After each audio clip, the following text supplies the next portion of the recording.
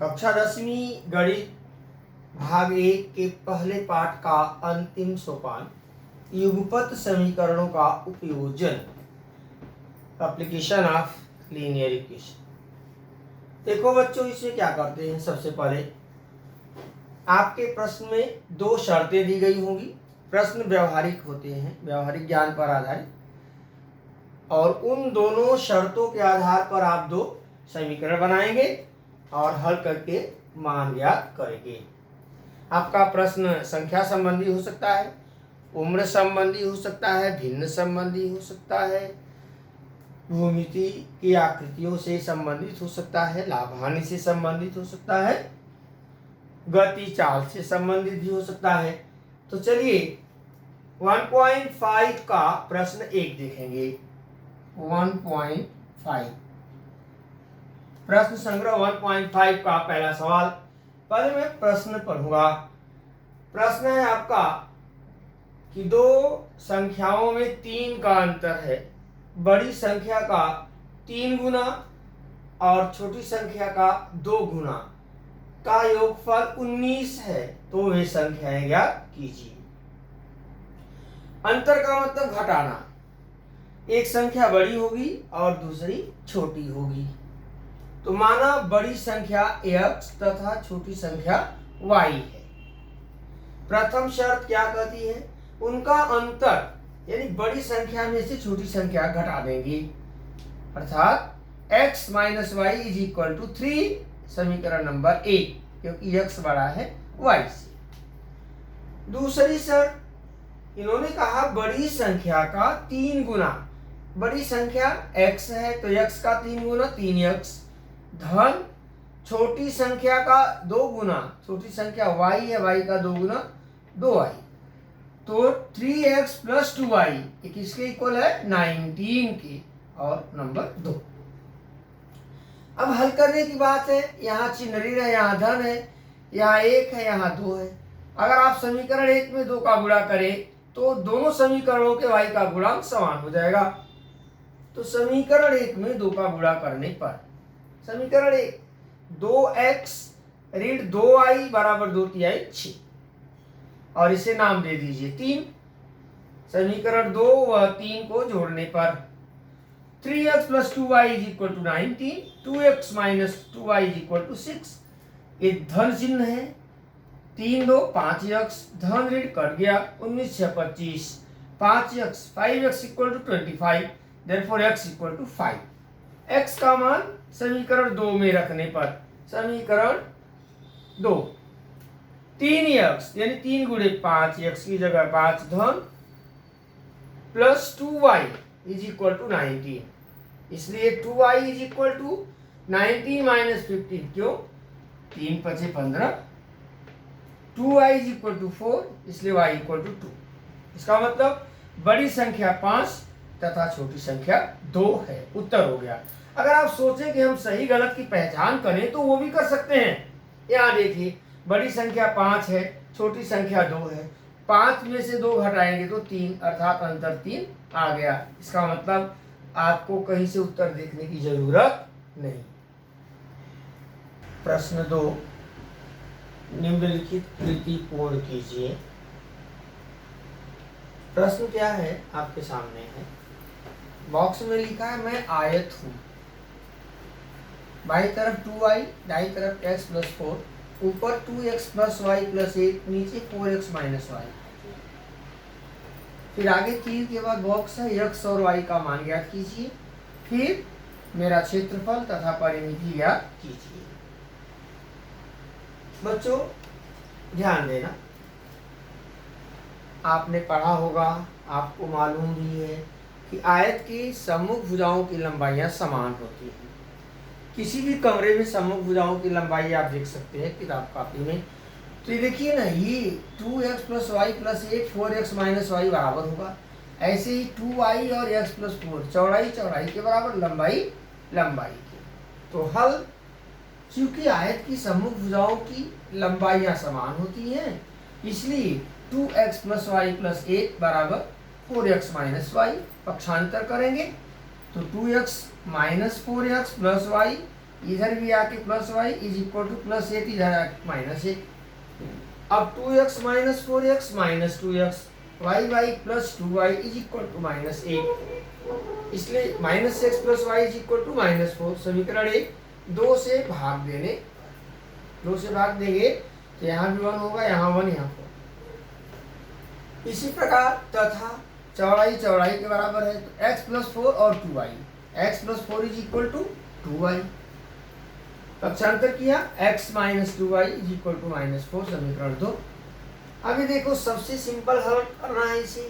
समीकरण 1 में x ऋणात्मक है गुणांक और 2 में धनात्मक है, तो समीकरण 1 और 2 को जोड़ने पर minus x plus y is equal to minus 4, x minus 2y is equal to minus 4।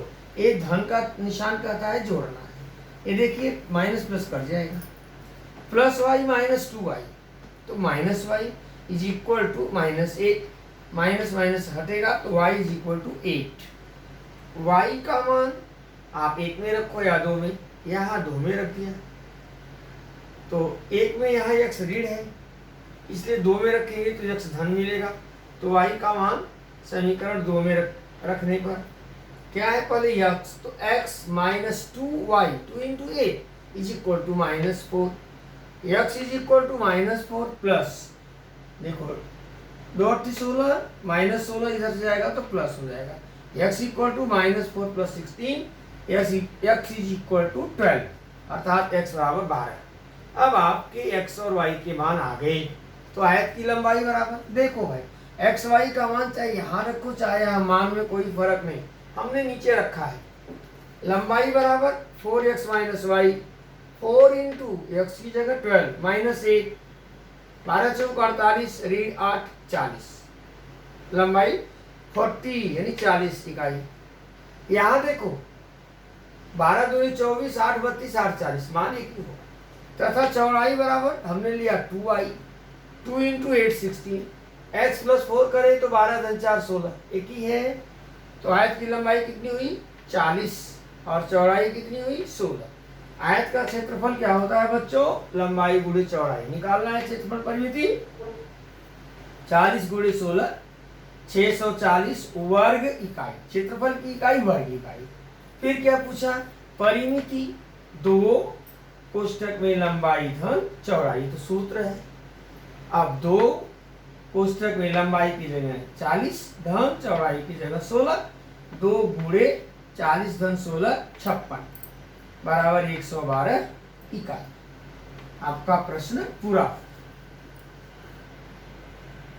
प्रश्न 3 बच्चों, सवाल है कि पिता की आयु में पुत्र की आयु का दुगुना जोड़ने पर योगफल 70 प्राप्त होता है, तथा पुत्र की आयु में पिता की आयु का दुगुना जोड़ने पर योगफल 95 प्राप्त होता है।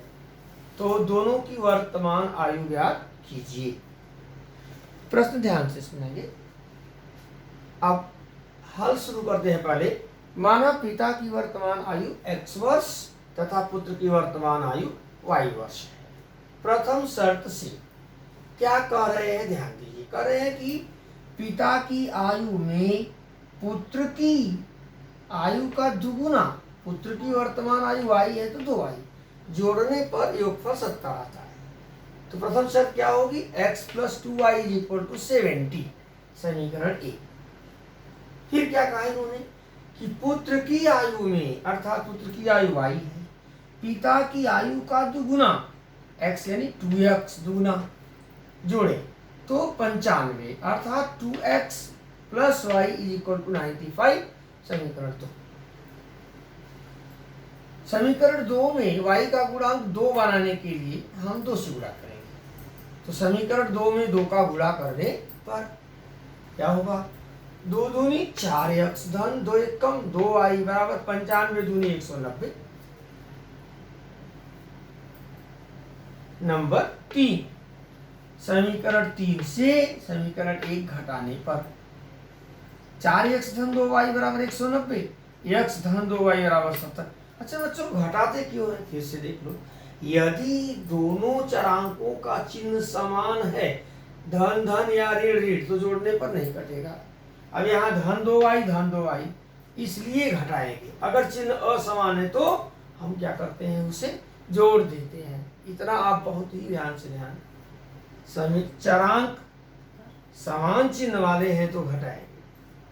तो घटाते समय चिन्ह बदल गया, 4x में से 1x निकला 3x, धन 2y ऋण 2y कैंसिल, बराबर 190 में से 70 घटा 120, तो 3x बराबर 120, x बराबर 120/3, इसलिए x बराबर 40।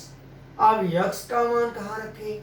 चलो x का मान समीकरण 2 में रखने पर, x का मान समीकरण 2 में रखने पर 2x 2 गुणे 40 धन y बराबर 95, y बराबर 95 ऋण 40 दूनी 80 इधर जाएगा तो ऋण होगा, y बराबर 15।